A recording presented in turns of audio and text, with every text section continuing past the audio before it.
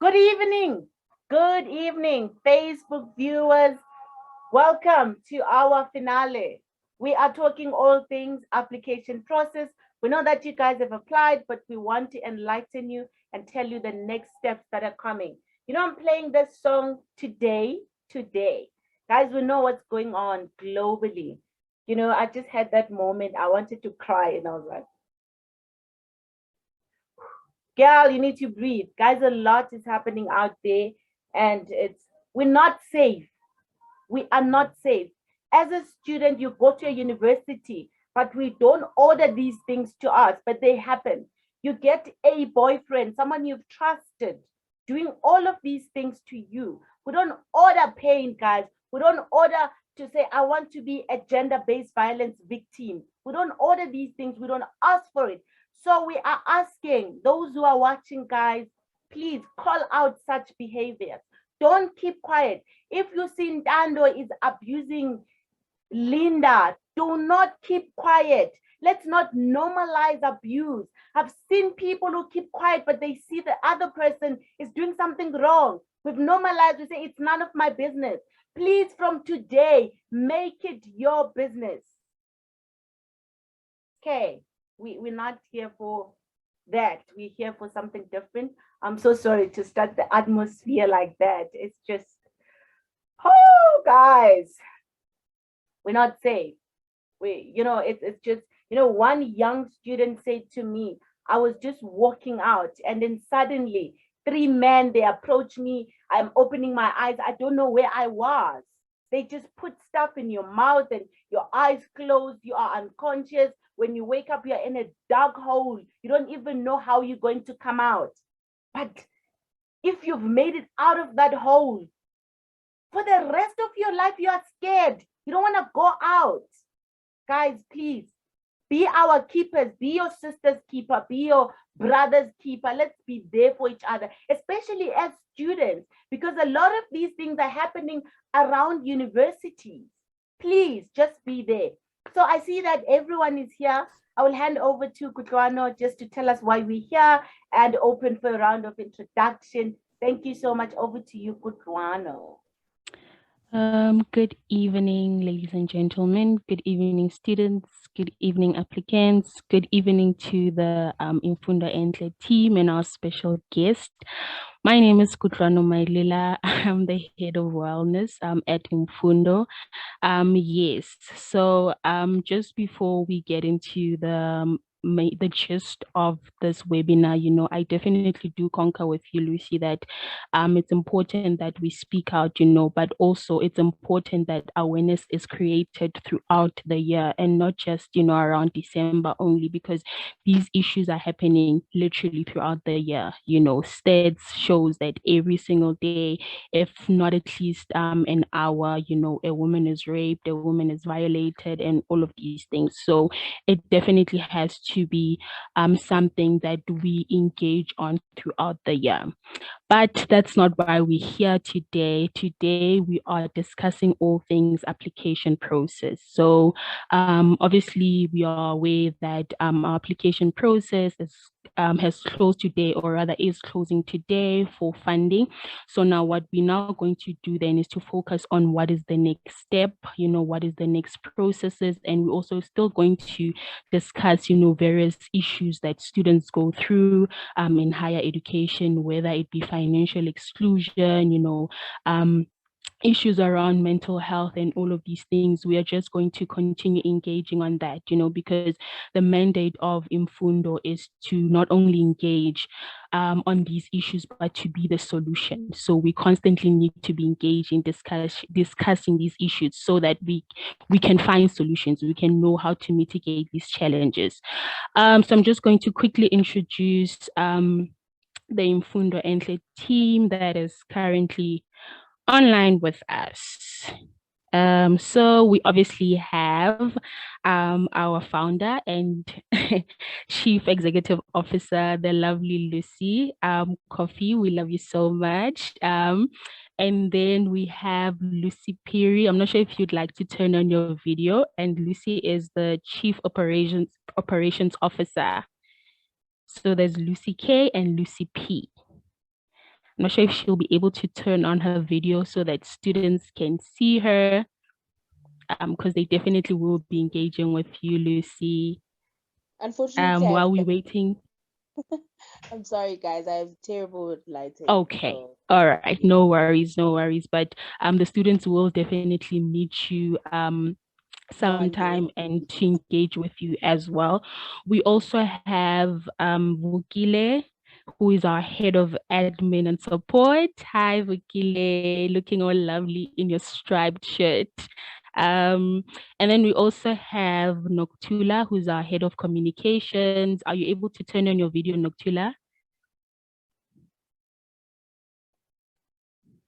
So all things social media communications, Noctula is your go-to person. I'm not sure if she's able to turn on, her video was on at some point. Okay, while we're also waiting for Noctula to turn on her video, we also have Tshegofatso, who is our Chief People Officer. If you could just please wave Tshegofatso, so that our applicants and everyone who is interested in our organization can see, can put a name to the face. Can you see me? No. Okay. We can't see you. Let me try this again. Okay. All right then. Okay. Apologies. Hi. Hi, Tshegofatso. Hi, Tshegofatso. And then we also had Gabrielle. I'm not sure if she's still online, but yeah. Okay, I don't think she's online at the moment. And then the rest of the team members are obviously Lindelo Msweli, who's the Chief Administrative Officer. We also have Nola Zimamba, who's the Executive Member. We also have Sibusisi Wendlovu, who's the Head of Events and Marketing. You know, thanks to Busi, you know, all of these webinars and sessions are happening because of her effort. We appreciate you, Busi. Last but not least, you also have Rachel Mukoki, who is supposed to be with us for the session. I'm not sure if, okay, but she's not here at the moment. And yeah, that's the team. Over to you, Lucy. Thank you. Yeah, thank you so much, Kotoano. I think it's fine. You can introduce our keynote speaker before she speaks, or you want to introduce her later on. Or is it fine? I can go on. I'll do it later on, just before she speaks. Awesome. So guys, the reason that we are here today, we're here to talk about the next step. Thank you so much for submitting your applications. We have been receiving applications. I know we've been getting a lot of calls and emails. Hey guys, are you getting my application? So unfortunately, there is no automated email that will come and say, hey, you have applied and all of this. When you see that on your screen after applying, thank you for submitting your application. That has to confirm that you have submitted. But if you're getting errors, we've been saying people should send an email, but we're still getting calls asking the same thing over and over again. So guys, I have to say a few things before I start. Please, if applications are opening in September, please try apply in September and October and first week of November, and don't do last minute. A lot of people are applying today, including our ambassador. A lot of people are applying today, and there's traffic online. So when you're uploading details, more than 5,000 are uploading. Of course, you will be getting system errors and all of those things. So please, let's avoid those things. What if you have load shedding, you cannot submit your via email and all of those things? And we will not consider your application. We mean it, guys. We gave you 3 months. So please use that time. And another thing, I've seen people are taking chances. If you know that you are from a private institution, please don't apply because you will not be considered. I've seen a lot of students, especially from AFDA, I think AFDA or AFDA. A lot of you guys, you keep on applying, but we are telling you, please do not, please, because now it's a lot of admin for us to go through that and do all of these things. So the process is this. So today we are closing applications, right? So only shortlisted applicants will get communication, guys, because we've received a lot of applications, a lot. So some of you were asking, is the competition tough? Guys, this is not a competition. Firstly, we will prioritize students who are from rural areas, students who are suffering, I don't want to say suffering or living with any disorder, mental related disorder, students with disabilities, guys. And of course, everyone who's from, previously disadvantaged communities, we will prioritize you guys. But the key thing here is we have a specific target for students who are from rural areas. So if you are from rural areas and you did not write it in your address, unfortunately, we won't know that you are from Ekala or guys, we are in Joburg, but originally I'm from the rural KZN. So it's nice to mention that in your motivational letter, so we know where you're coming from. Yes, you can be based in Joburg or wherever, but we know that when you are from Limpopo and all of the guys, our backgrounds are following us wherever we go. It's something you cannot shy away from. It's who you are. So I see that Rachel is joining in. So please make sure you do that. And I see that a lot of you, they've amended their motivational letters and you are trying to be sincere and transparency, which is awesome. We're happy about that. And please, we're not worried about the format of how things should be and all of those things. We're interested in the content. Why should we fund you? And a lot of you, as we're talking about the competition, you're worried about marks. Marks will not be a hindrance to any student. So please don't worry about marks like, okay, I'm a 60 student. So obviously people with 70s and 90s, like to be honest, 100 people of the 90s and 80s, there are so many bursaries for them out there. Like, let's be honest, guys. There are so many bursaries. I don't understand. I doubt you. Yeah, if we do have a 90s, and I'm sure it's partial funding because they have another funding somewhere else.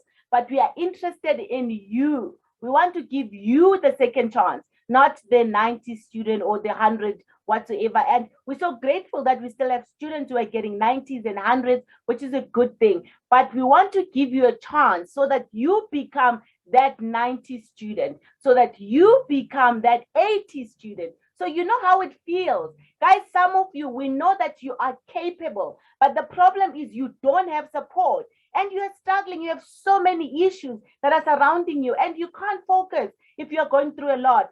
So Kotoano is our wellness officer and she has a lot of programs for you guys to support you, to make sure that you are a passing student. That's what we're interested in.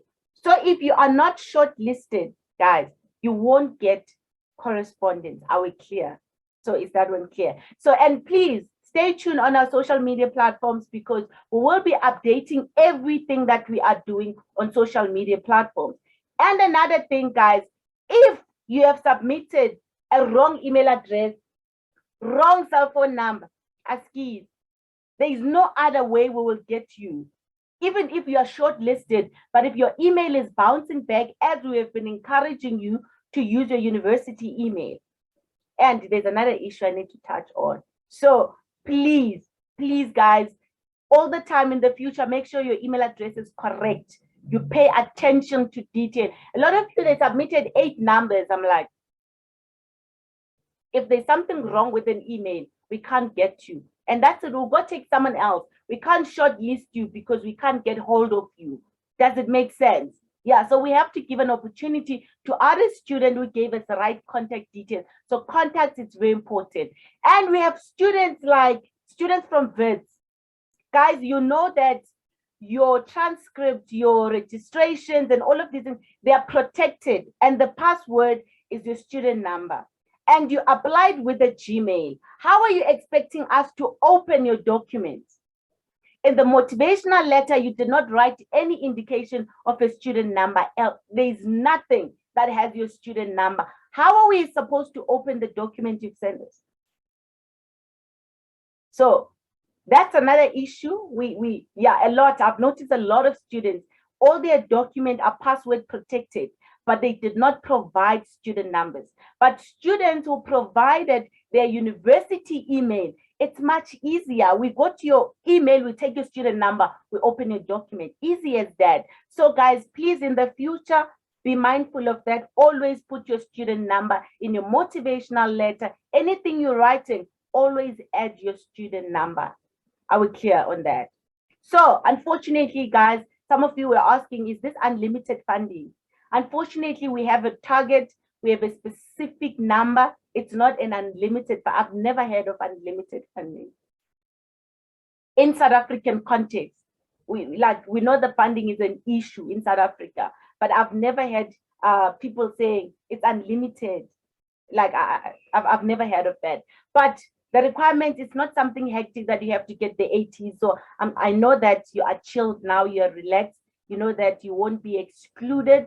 So if you didn't make it, please consider it's not because of the requirement or you're not good enough or your marks are not good. It's just because of the financial constraint that we have to pay for a specific number of students.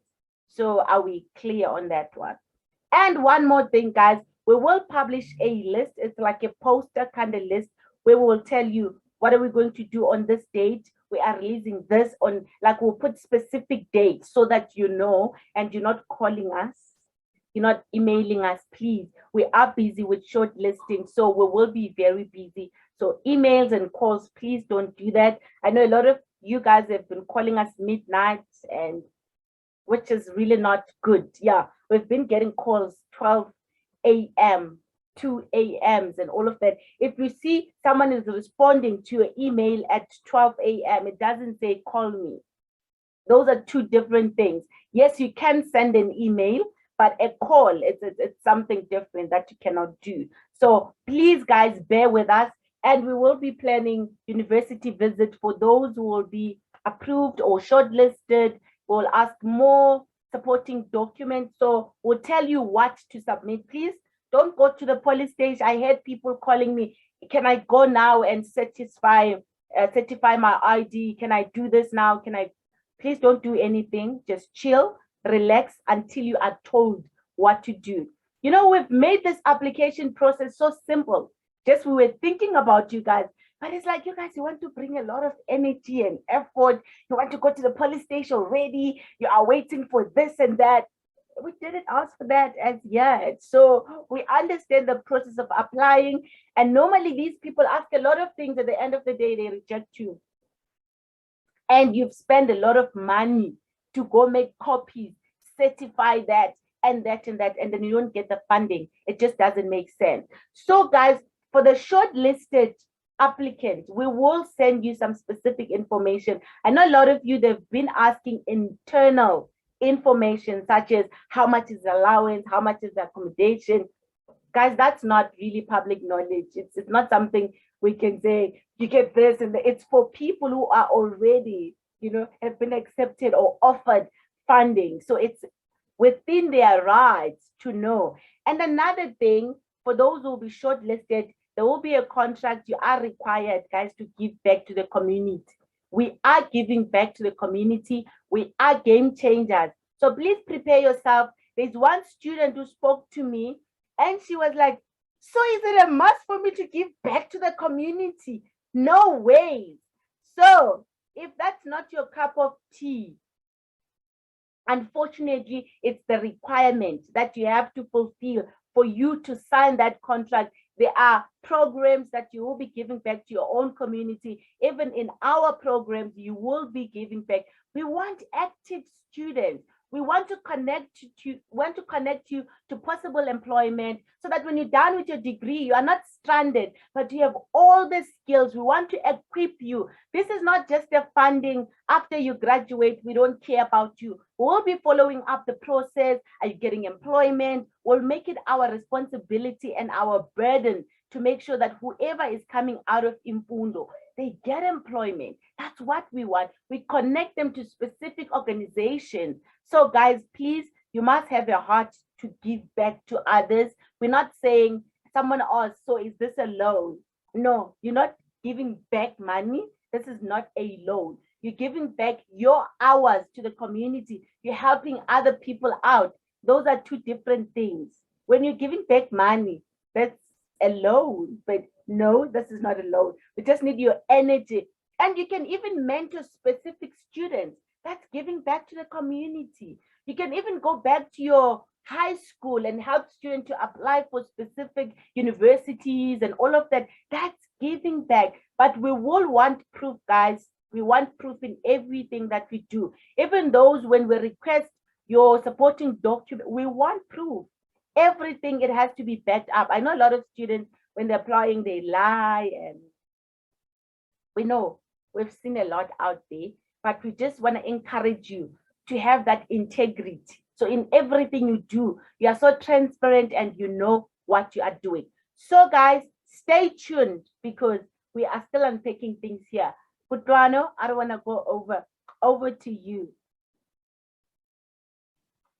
Sure. You actually said a mouthful. I think, a few things I noted was the importance of applying on time. I think I was quite surprised to find out that till today there were still students that were sending in their applications. I'm like, but guys, this application opened in September, and that's, I feel like that's one of the most important skills, for a student: time management. Apply on time, guys, so that you can avoid technical issues and all of these things, and then you end up becoming frustrated. Why leave it up to the last day? And also the other important thing that I took away from that was, that the funding is inclusive. So yes, even if you do get the 90s and all of that, we're focusing on everyone. We want to include everyone. We want to make sure that everyone is able to get access to funding, because we understand that there's a whole lot of challenges, that students struggle with, that students face, in order to attain that qualification. So bear that in mind. And so I'm just now going to introduce the guest speaker for today, our keynote speaker, Nteseng Makutu, and she'll also just be touching on a few things on her side. So I'm just going to quickly read her bio. So Nteseng Makutu is a fourth-year Bachelor of Education student at Soplaki University. She identifies as a community developer, a leader, an educator at heart, and a healer. Interesting. Her work is an extension of her belief in holistic development. I love that. Hence, she has enrolled for a life coaching course at Subconscious Frequency Academy. Nteseng is also the co-founder of AA2 Pop-Up Library, which is a social initiative with the sole aim of kicking illiteracy in the chest. She has served in several student leadership positions, which include being the first female SRC president at Soplaki University. Over to you, Nteseng. I feel like I need a round of applause. Hello, everybody. I know that my lighting is so bad, so I've just been turning and turning, and I'm like, well, as long as my smile is out there, that's my signature. Let me first start by expressing gratitude to Imfundo Enhle Team. Being here, I regard it as an honor, as an opportunity that one doesn't really get often. I posted on my Facebook that it is through authentic social media interactions that I've learned to have so many achievements. I think most of my achievements, more especially student development achievements, is because of I've put myself out there on my social media platforms and I became authentic. I know that people use their own social media platforms for various reasons, but mine, I believe it is a safe space. So I literally become authentic when I interact with people. So thanks a lot. It is really awesome. I'm excited, although I was nervous for the entire day because I'm one of those people who literally wait for the last minute to do stuff. But I'm happy that we are here, and I'm happy that we'll be touching on various issues affecting student academic performance in higher institutions, because the reality is not only the course is chowing, but life is also dealing with us. And I believe that we need to talk about such things so that we can, have a way forward and not just keep it to ourselves that I'm dealing with this, but I'm not sharing it with anybody. So yeah.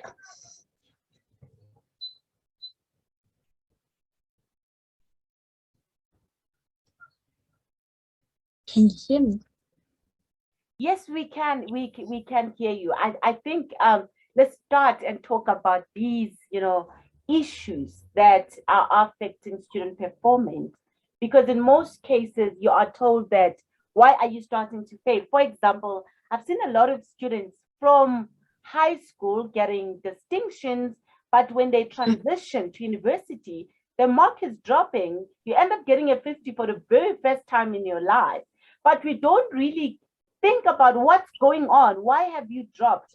People will tell you, no, now you have wrong friends and all of these things. We always try to blame the student, but not really trying to see how can we help the student and why now your mark has dropped, So I think let's just talk about a few issues.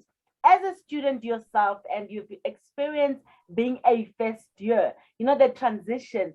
So the issues that were personally affecting you as well, it would be nice if you reflect on experience somewhere, somehow. I see that we have a lot of people on Facebook. They can also ask questions. Let's talk about these issues. I'm so glad that I can share my own experience and draw lessons from that. Because when I finished grade 12, I did not immediately go to university because of lack of funding. My parents are literally not people who can afford tuition fees. I was accepted at Northwest University for BSc in microbiology studies, but I couldn't go. I could not accept the offer because I was not, machampura, money, not there. So I stayed at home for 2 consecutive years. What I did for those 2 years, I applied for army, I applied for police. I wanted a job so that I can improve the state of my home. But I believe that when something is meant for you, honestly, you will be where you are needed, where you can grow. I think Pastor Starajix touched on that. So with me, it was like, where to from here? I've been applying. I went for medical examinations. I would pass medical examinations. I would pass interviews. And then I remember in 2016, I applied for the army and got accepted. But the issue was that I was medically diagnosed with depression when I was 14. So during our interviews, I mentioned that I was hospitalized, and they asked, so what, why were you hospitalized? And I was like, no, I was 14 years, I got admitted for depression, and that's why I was in hospital. And they were like, okay, now we need a letter from your psychologist or psychiatrist to show that you are now mentally fit. And I think I was 17, if not 18 by then. But the information that they needed my letter, it was after the whole interview. So I did not get an SMS that you need to send this outstanding document. I had to go to the base. My mom went to the base and went to find out that, okay, what's the delay? Only to find out that they needed that letter 3 months already and people were living. So I was actually bummed. I'm like, I was really looking forward to changing the state at home. It was not even about job, an employment opportunity. No, it was about to change the state at home. It was about to move my parents from a shack to a decent house, at least. So I was bummed. But the thing that I did in 2016, when I was applying for jobs and stuff, I applied to university. And I was literally crossing my fingers that I get accepted and, trust God that there will be some sort of miracle to get me registered. 2017, I got registered. One thing that humbled me or touched me at the core of my existence is that during registrations, there would be orientation leaders, registration assistants, your SRC, people who will literally be there just to help you navigate from one station to the next, because then it was physical registrations. And I said to myself when I met an orientation leader, I was like, yo, next year I'm going to be standing here and helping other students who will be registered. The power of the spoken word. 2017, I got into initiatives. I got involved at Varsity, Emerging Student Leaders program, which was headed by the current Dean of Vets, Mr. Jerome September. He was our head of student affairs. So I was like, I had to put it out there. So I was like, yo, I'm getting involved in this. I would apply. I would put myself out there because I believe that there was more to being in university than just attending lectures, you know. So 2018, I got accepted as a registration assistant. Luckily, 2017, I did not have funding. So we were informed that if you pass all your first year modules, you might actually get merit bursary. And I remember I got it. At the same time, my name was submitted so that I can get another form of funding that was like shared with the students that this funding, apply. But my name was submitted because of the good academic record and also good personal conduct and being involved in the leadership space in the university. Fine, got it. Now life was starting to get better, right? Wrong. There is so much that one experiences than just being in class and feeding yourself with the knowledge. When you leave class, there are certain identity issues that you might be dealing with. I'm a firstborn child at home, first generation student, first person to literally be enrolled in an institution of higher education. So most of the time when I was struggling with matters at university, I felt like nobody would understand because nobody has been there before. Nobody has walked the journey before. So I was like, yo, I'll deal with my matters my own way. And remember, since I was 14, I got diagnosed with depression. But then I was not on antidepressants. I was like, I want to get a hold of my own life. I want to have total control of my life and not just depending on pills to stay stable. So what I did, I would be involved in park runs. I would just be busy.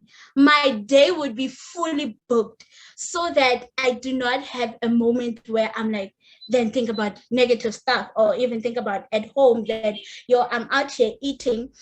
There would be moments when I was in the cafeteria and I'm like, yo, I'm